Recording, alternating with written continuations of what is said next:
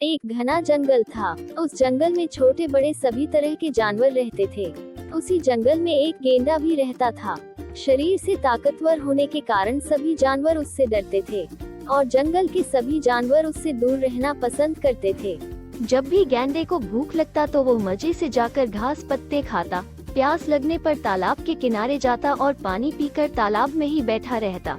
एक तरह से कहे तो जंगल के राजा ना होने पर भी जंगल बड़ा शरीर उसका उसे इस जंगल से भगा पाना इतना आसान नहीं है। क्या इस जंगल में ऐसा कोई नहीं है जो इस गेंडे को इस जंगल से बाहर निकाल सके? उसमें से एक लोमड़ी आगे आया और कहा, मैं अपनी चालाकी से उसे इस जंगल से बाहर निकाल सकता हूँ। लोमड़ी की बात सुनकर जंगल के सभी जानवर खुश हो गए। दूसरे दिन लोमड़ी गेंडे के पास गया और उससे मीठी मीठी बातें करने लगा। प्रणाम गेंडा महाराज। फिर गेंडे ने लोमड़ी से कहा, तुम कौन हो? मैं तो तुम्हें नहीं जानता। लोमड़ी ने कहा, महाराज मैं एक लोमड़ी हूँ और मुझे जंगल के जानवरों ने आपके पास भेजा है। जंगल का राजा ही सभी जानवरों का देख रेख करता है, पर अफसोस की बात क्या है कि हमारे जंगल में एक भी राजा नहीं है। इसीलिए सभी जानवरों ने मिलकर सोचा है कि आपके जैसा ताकतवर जानवर को ही इस जंगल का राजा बनाया जाए। अगर आपको कोई आपत्ति नहीं है तो मेरे साथ आप चल सकते हैं। धोखा दिया। लेकिन लोमड़ी का जवाब तो कुछ और ही आया। अरे बेवकूफ गेंडा, मुझ जैसी लोमड़ी पर विश्वास करना तुम्हारी सबसे बड़ी भूल थी।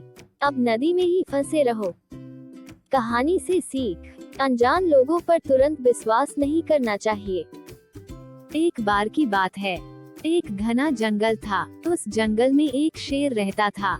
शेर बहुत शक्तिशाली और जंगल का राजा था।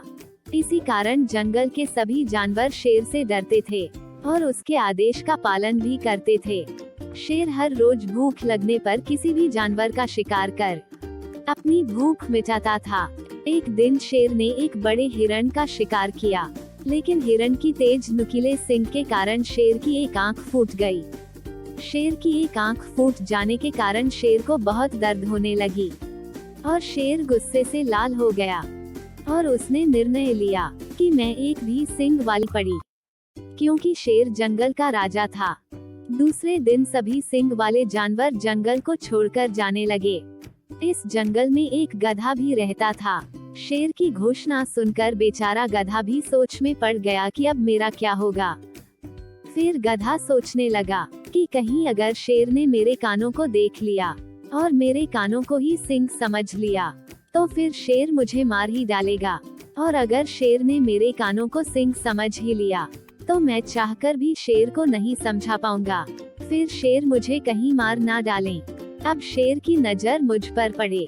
इससे अच्छा होगा कि मैं भी सभी जानवर के साथ जंगल छोड़कर चला जाऊं। फिर गधे ने अपने मित्र बकरी को जाकर सारी बातें बताई। फिर गधा भी सभी जानवर के साथ जंगल छोड़कर चला गया।